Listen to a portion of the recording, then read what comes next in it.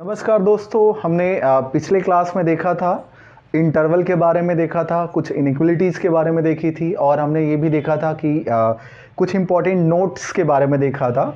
आज की क्लास में हम लोग स्टार्ट कर रहे हैं डेफिनीशन ऑफ फंक्शंस के बारे में। जैसा कि मैंने बता रखा था आपको कि कैलकुलस में हमें फंक्शन को ही डील करना होता है। अगर आपको फंक्शन अच्छे से समझ में आ गया तो बाकी चीज़ें काफ़ी आपके लिए आसान हो जाएगी। तो स्टार्ट करते हैं फंक्शन। तो फंक्शंस को समझने के लिए क्या करते हैं, एक हम लोग थोड़ा सा समझते हैं मशीन के बारे में, राइट। मान लीजिए आपके पास कोई भी एक मशीन है, राइट। एक आपके पास कोई भी मशीन है। इस मशीन में अपन लोग क्या करते हैं, इस मशीन में कुछ न कुछ चीज़ें हम लोग इनपुट देते हैं। जैसे मान लीजिए आटे वाली मशीन है, राइट। आटे वाले मशीन्स में क्या देते हैं अपन लोग, गेहूं डालते हैं इसके अंदर। तो गेहूं डालते हैं अपन लोग तो वो क्या होगा, हमारा इनपुट। लेकिन अब ये जो मशीन है इसको ऑपरेट करने के बाद क्या करेगी, कुछ न कुछ आउटपुट देती है। कुछ न कुछ क्या देती है, आउटपुट। तो ये तो हमारा भाषा हो गया जो हमें इसको समझने के लिए हो गया, ठीक है। अब क्या करते हैं, मैथमेटिकल टर्म्स में इसको जानने की कोशिश करते हैं। जैसे मान लीजिए मैं यहाँ पे लिख रहा हूँ fx is equal to 2x plus 3, fx is equal to 2x plus 3 लिख दिया मैंने। अब मैं क्या करता हूँ, इसके अंदर x की अलग अलग वैल्यू पुट करता हूँ और फिर देखते हैं कि क्या चेंजेज होते हैं। जैसे मान लीजिए अगर मैं x की वैल्यू 1 रखता हूँ बच्चों, x की वैल्यू अगर 1 रखता हूँ तो क्या हो जाएगा, f ऑफ 1। जैसे ये f ऑफ 1 हुआ, अगर आप यहाँ पे पुट करोगे तो 2 इंटू 1 प्लस 3, इसका मतलब हो गया 5। अब आप ध्यान से देखिए कि मैंने 1 रखा लेकिन वैल्यू अब मुझे मिल कितनी रही है, 5 मिल रही। इसका मतलब इसको चेंज तो हो गया भाई, हमने 1 डाला लेकिन अपने को रिजल्ट क्या मिल रहा, 5 मिला। इसका मतलब बीच के में कुछ न कुछ चीज़ें हो रही है। एक और रख के देखते हैं नंबर। अगर मान लीजिए x की वैल्यू 2 रखा मैंने, तो ये क्या होगा, f ऑफ 2। जैसे f ऑफ 2 रखोगे तो 2 इंटू 2 प्लस 3। अब ये कितना हो गया, 4 प्लस 3, इसका मतलब हो गया 7। इसका मतलब ये हुआ कि अगर अपन लोग 2 रख रहे हैं तो 7 मिल रहा है, 1 रख रहे हैं तो 5 मिल रहा है। इसका मतलब कोई नहीं कोई चीज ऐसी है जिसके ऊपर क्या हो रहा है, ऑपरेट हो रहा है। वही चीज मैथ्स की भाषा में फंक्शन बोलते हैं और हमारे जो डे टू डे लाइफ में जनरल में हम लोग बात करते हैं उसको मशीन बोलते हैं, ठीक है। अब दूसरी बात ये होगी, तो अगर मैं इस चीज को समझाऊं, इसको अगर मैं समझाऊं आपको यहां से, तो क्या करते हैं अपन लोग, देखिए अगर आप इस चीज़ को लिखेंगे तो अगर मैं इस मशीन को बोल सकता हूं कि ये हमारा क्या होगा, फंक्शन।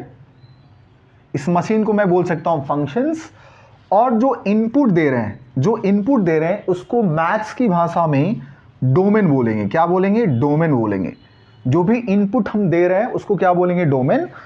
और जो आउटपुट हमें मिल रहा है उसको मैथ्स की भाषा में बोला जाएगा रेंज।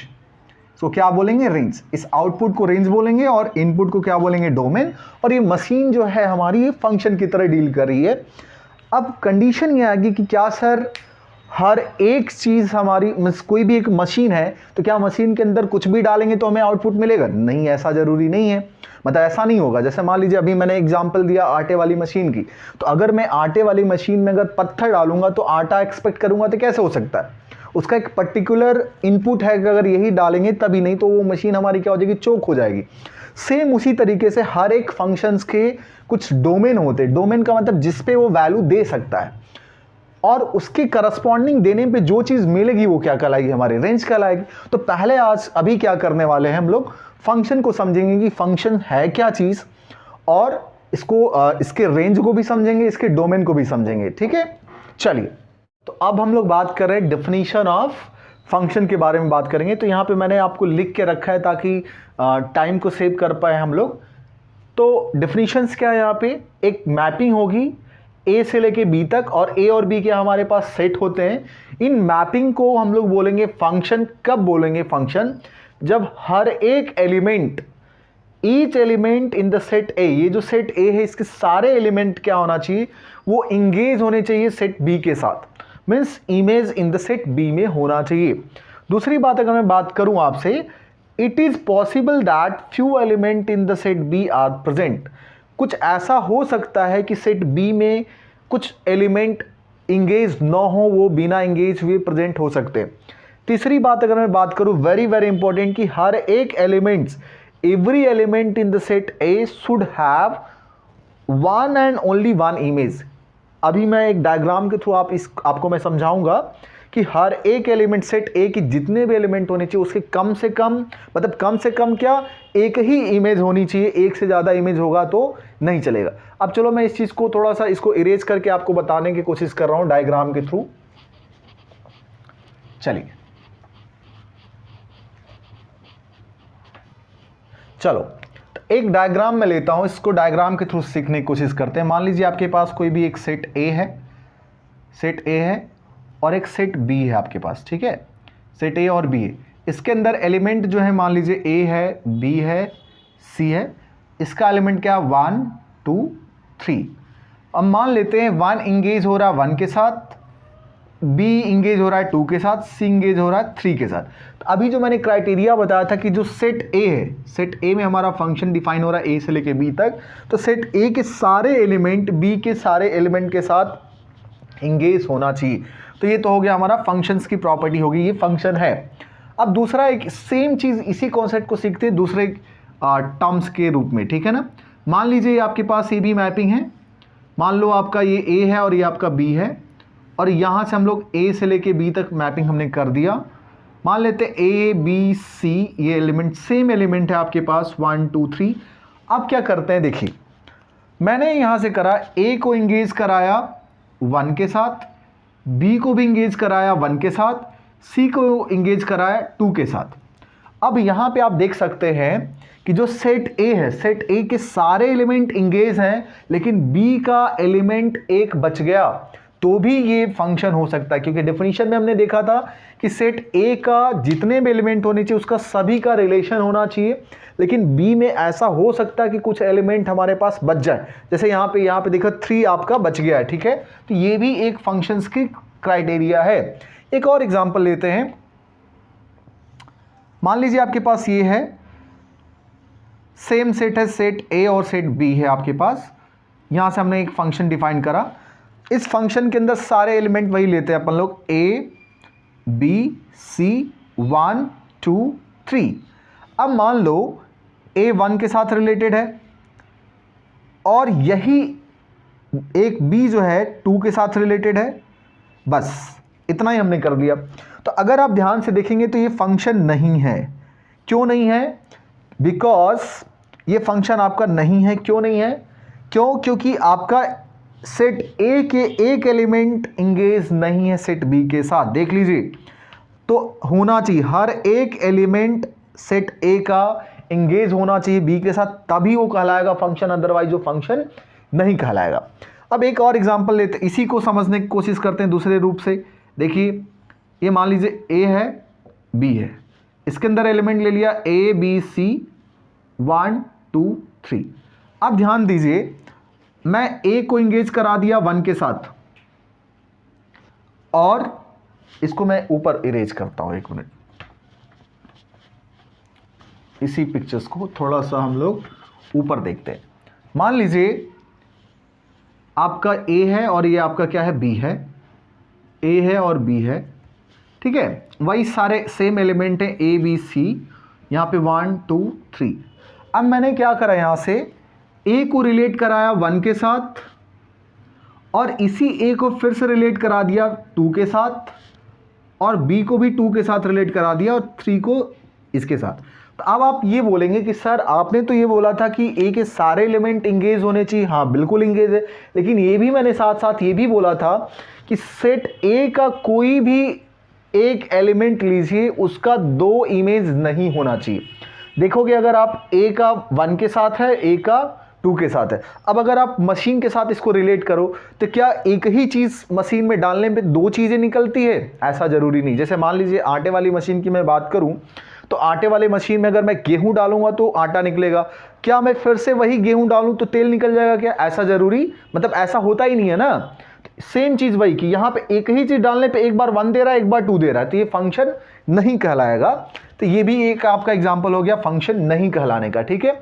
तो ये तो हमने देखा कुछ मैपिंग के थ्रू कि किस तरीके से फंक्शंस को हम लोग बता सकते हैं कि कोई हमारा मैपिंग फंक्शन है या नहीं। अब क्या करते हैं, कोई एग्जाम्पल लेते हैं अलजेब्रिक एक्सप्रेशन का और फिर देखते हैं कि कैसे उसको चेक करेंगे, ठीक है। चलिए तो अभी मैं कुछ एग्जाम्पल्स ले रहा हूं यहां पे, इस एग्जाम्पल के थ्रू समझते हैं। वो तो हमने मैपिंग लिया था, अभी एग्जाम्पल लेते हैं। मान लीजिए आपका कोई एक फंक्शन है, डिफाइन हो रहा है, real number, positive real number से लेके एक रियल नंबर तक ये चीजें डिफाइन हो रही, ठीक है। वेयर एक फंक्शन को मैं दे देता हूं आपके लिए, एक कोई फंक्शन ले लिया एफ एक्स, ये कुछ फंक्शन, इस एफ एक्स ना लिखे मैं इसको ऐसे लिखता हूं, Y square is equal to X, ये मैंने दे दिया। अब मेरा ये क्वेश्चन है कि आप चेक करेंगे क्या ये फंक्शन हमारा, मतलब क्या ये मैपिंग जो मैंने लिखा हुआ है यहाँ पे, एक्सप्रेशन जो लिखा हुआ है, क्या ये फंक्शन है या नहीं है। देखते हैं पहले। तो इसको चेक करने के लिए मैंने क्या बताया था कि हर एक एलिमेंट पुट करें, उसके एक ही इमेज मिलना चाहिए और पूरे इसमें मिल जाने चाहिए, ठीक है। देखते हैं क्या इसका एक इमेज मिलता है या नहीं मिलता है। आप सभी लोग को पता है कि जैसे आप ये स्क्वायर हटाओगे तो यहाँ पे क्या आ जाएगा, स्क्वायर रूट, और उसके साथ साथ प्लस माइनस भी आएगा, ठीक है। जिन बच्चों को दिक्कत हो रही है कि ये कैसे सर ने लिख दिया, तो उनके लिए मैं यहाँ पे साइड में लिख देता हूँ कि हुआ कैसे। आप सभी जान रहे हैं कि अगर मैं इस x को इधर ले आऊँगा तो ये हो जाएगा इज इक्वल टू 0, और हम क्या कर सकते हैं, इस x को स्क्वायर रूट ऑफ x का होल स्क्वायर लिखा जा सकता है, ठीक है। अब यहाँ लिखने के बाद एक फॉर्मूला यहाँ पे यूज किया जा सकता है, ए स्क्वायर माइनस बी स्क्वायर का फॉर्मूला। तो क्या होता है, a माइनस बी, और एक होता है a प्लस बी। ये फॉर्मूला आपके पास है, इसका इस्तेमाल कर लीजिए। तो यहाँ पे जैसे करेंगे तो y माइनस रूट एक्स एक हो गया, और दूसरा हो गया y plus root X is equal to 0। अब किसी भी दो नंबर का प्रोडक्ट अगर 0 हो रहा है, इसका मतलब वो आपस में नंबर भी इंडिविजुअल में 0 हो सकते हैं, ठीक है। कोई भी एक या दोनों भी हो सकता है। तो मान लीजिए मैंने इसको इक्वल टू 0 करा, यहाँ से भी इसको लिखा इज इक्वल टू 0। इसको जब करेंगे तो क्या मिलेगा, y की वैल्यू प्लस x मिल जाएगी, रूट का प्लस x, और इसको जब करेंगे तो माइनस का रूट x मिल जाएगा, ठीक है। इन्हीं दोनों को मैंने यहाँ पे प्लस माइनस करके लिख दिया। तो ये आपके साइड में आपको समझने के लिए कि कैसे हुआ, डायरेक्ट हमने लिख लिया। अब करते हैं, देखिए अब इसका मतलब क्या है कि अगर मैं कोई भी एक रियल नंबर लेता हूँ, पॉजिटिव रियल नंबर, यहाँ पुट करेंगे, इसकी दो वैल्यू मिल जाएगी। एक तो मिल गई पॉजिटिव वैल्यू मिलेगी और एक मिलेगी निगेटिव वैल्यू। फॉर एग्जाम्पल बच्चों, मान लीजिए मैंने x की वैल्यू 2 ले लिया, या 4 ले लेते हैं, राइट। x की वैल्यू 4 लेते हैं। If x is equal to, अगर मैंने x की वैल्यू क्या ले ली, 4 ले ली, तो क्या हो सकता है, देखिए इसके करस्पॉन्डिंग जो y होगा वो plus minus of square root of 4। तो अगर इसको आप सॉल्व करेंगे तो एक बार प्लस माइनस इसका 2 आ जाएगा। इसका मतलब ये हो गया, अगर एक बार प्लस 2 आएगा और एक बार माइनस 2 आएगा, मतलब y की आपने वैल्यू तो एक ही पुट करी, x की एक वैल्यू आपने रखा जिसका नाम है 4, लेकिन उसके करस्पॉन्डिंग y की कितनी वैल्यू मिल गई, 2 वैल्यू मिल गई। अगर मैं इसको ऐसे डायग्राम के थ्रू समझाऊं आपको, एक डायग्राम के थ्रू यहीं पे इसको मैं दिखा देता हूं आपको। देखिए अगर मान लीजिए आपके पास यही है और इसमें अपन लोग सीधे सिर्फ पॉजिटिव रियल नंबर ही रखना अपने को, तो पॉजिटिव रियल नंबर और ये रियल नंबर ले लिया, इसके बीच में हमने फंक्शन दे दिया। अब मैं क्या रख रहा हूँ, 4 जैसे मैं यहाँ पे सब्स्टिट्यूट करूंगा तो 2 वैल्यू आ रही, एक बार 2 आ रहा है, एक बार -2 आ रहा है। आप देखिए इस 4 का रिलेशन 2 भी हो रहा है और इस 4 का रिलेशन -2 भी हो रहा है। इसका मतलब अभी हमने मैपिंग वाली कंडीशन में देखा था कि कोई भी अगर एक नंबर है उसके 2 सॉल्यूशन एग्जिस्ट हो गए तो वो हमारा फंक्शन नहीं कहलाएगा। इसका मतलब ये इट्स नॉट अ फंक्शन, ये फंक्शन नहीं है, ठीक है ना। एक पहला एग्जाम्पल था हमारा, हम लोग चेक कर सकते हैं। एक दूसरा एग्जाम्पल आपको मैं कराता हूं, देखते हैं कि इसको कैसे करते हैं, ठीक है। चलिए एग्जाम्पल नंबर 2 को देखते हैं हम लोग कैसे इसको करेंगे।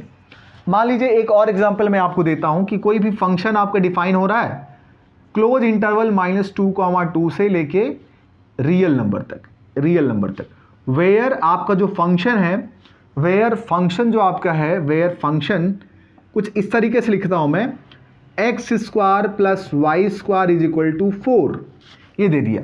अब फिर से वही मेरा क्वेश्चन यही आ गया कि क्या ये फंक्शन जो है, जो मैंने एक्सप्रेशन लिखा हुआ है इस डोमेन में, क्या ये हमारा फंक्शन होगा या नहीं होगा, ठीक है। इसको चेक करते हैं, कैसे चेक करेंगे कि हमारा फंक्शन है या नहीं।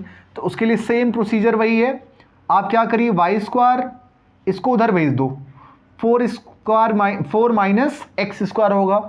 अब ये स्क्वायर जब हटाएंगे यहां से तो क्या मिलेगा अपने को, स्क्वायर रूट तो मिलेगा ही मिलेगा, बट उसके साथ साथ प्लस माइनस भी मिलेगा, उसके साथ साथ अपने को प्लस माइनस भी मिलेगा।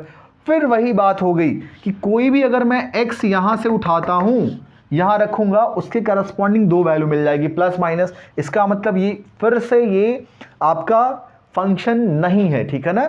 It's also example of not a function, ये फंक्शन नहीं है, ठीक है ना।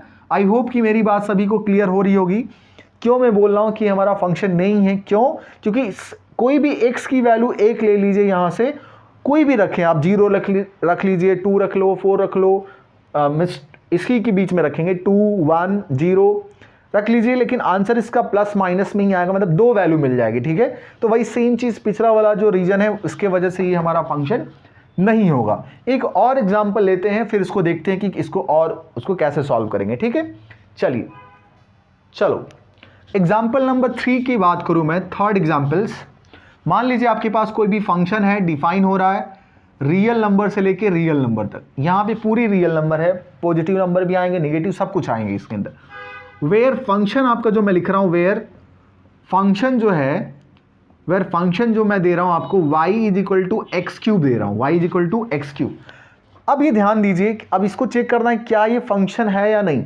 तो फंक्शन होने के लिए सारी प्रॉपर्टी होनी चाहिए, अभी तक मैपिंग अपने को पता है, उसको इस्तेमाल करेंगे। तो अगर मैं एक पॉजिटिव नंबर भी लेता हूं, एक नेगेटिव नंबर भी लेता हूं, देखते हैं कि क्या चेंजेस हो रहा है क्या। देखो अगर मैं if x is equal to 1 रखता हूं, तो इसके करस्पॉन्डिंग y की वैल्यू कितनी मिल जाएगी, 1 का क्यूब मतलब 1 मिल जाएगी। अगर मैं if x is equal to 2 रखता हूं, तो इसकी वैल्यू क्या मिल जाएगी, y करस्पॉन्डिंग 2 का क्यूब मतलब 8। ये भी कोई यूनिक वैल्यू मिल रही है, वो भी रियल नंबर में। x की वैल्यू -1 रखा मैंने, और y की वैल्यू कितनी मिल जाएगी, -1 का क्यूब -1 मिल जाएगी। अगर x की वैल्यू मैं -2 लेता हूं, तो फिर से y की वैल्यू कितनी हो जाएगी, -2 का क्यूब, ये कितना हो जाएगा, -8। अगर आप यहां देख रहे हैं, एक बार मैंने पॉजिटिव वैल्यू भी ले रहा हूं, एक बार नेगेटिव वैल्यू भी देख रहा हूं कि देखते हैं कि क्या वैल्यू चेंज हो रही है। तो ऐसा नहीं हुआ, हर एक वैल्यू के करस्पॉन्डिंग यूनिक नंबर मिल रहा है। इसका मतलब ये है कि ये हमारा फंक्शन है। अब एक चीज़ और अगर मैं आपको बताऊं कि कोई भी आपके पास कोई भी अगर रियल नंबर है और अगर आप उसका क्यूब निकालते हैं, क्यूब मतलब उसकी पावर 3 करते हैं, तो उसका जो रिजल्ट आएगा वो यूनिक आएगा। वो पक्की बात है, 100% श्योर है, बट स्क्वायर में नहीं होता है, क्योंकि किसी पॉजिटिव नंबर का अगर आप स्क्वायर करेंगे तो पॉजिटिव आंसर आएगा, और निगेटिव नंबर का करेंगे तो भी वो निगेटिव आएगा। तो यहाँ पे आप ध्यान से समझ सकते हैं कि जो भी कोई भी नंबर हो, अगर उसका आप क्यूब निकालते हैं तो उसके करस्पॉन्डिंग एक यूनिक क्यूब मिलेगा ही मिलेगा। इसका मतलब ये हमारा क्या है, ये हमारा फंक्शन है, ठीक है। ये एग्जांपल है किसका, फंक्शन का। तो अभी तक तो हमने ये देखा मैपिंग के थ्रू कैसे चेक करेंगे, कुछ हमारे पास अलजेब्रिक एक्सप्रेशन थे तो उसको कैसे चेक करना ये भी मैंने बताया आपको। अब इसके बाद हम लोग क्या करेंगे, अब सीखेंगे कुछ टेस्ट की कुछ, क्योंकि हमेशा हमारे पास फंक्शन इसी टाइप के नहीं होंगे जो आपको अलजेब्रिक एक्सप्रेशन में हो। कभी कभी हो सकता है फंक्शन आपका कुछ ग्राफिकल डिजाइन्स में भी हो सकता है। तो ग्राफिकल को कैसे हम लोग समझेंगे, क्योंकि हर बार ग्राफ बनाना और ये सारी चीज़ें अप्लाई करना उतना आसान होता नहीं है, क्योंकि एग्जाम में कम टाइम मिलते हैं। तो हम सीखेंगे कि कुछ टेस्ट होते हैं हमारे पास, उस टेस्ट के थ्रू सीखेंगे कि कोई भी अगर ग्राफिकल आपके पास फंक्शन दिया हुआ है, कोई भी डायग्राम दिया हुआ है, तो कैसे हम लोग आइडेंटिफाई करें कि वो फंक्शन है। फिर उसके बाद देखेंगे टाइप्स ऑफ फंक्शंस के लिए, ठीक है। चलिए तो मिलते हैं नेक्स्ट क्लास में।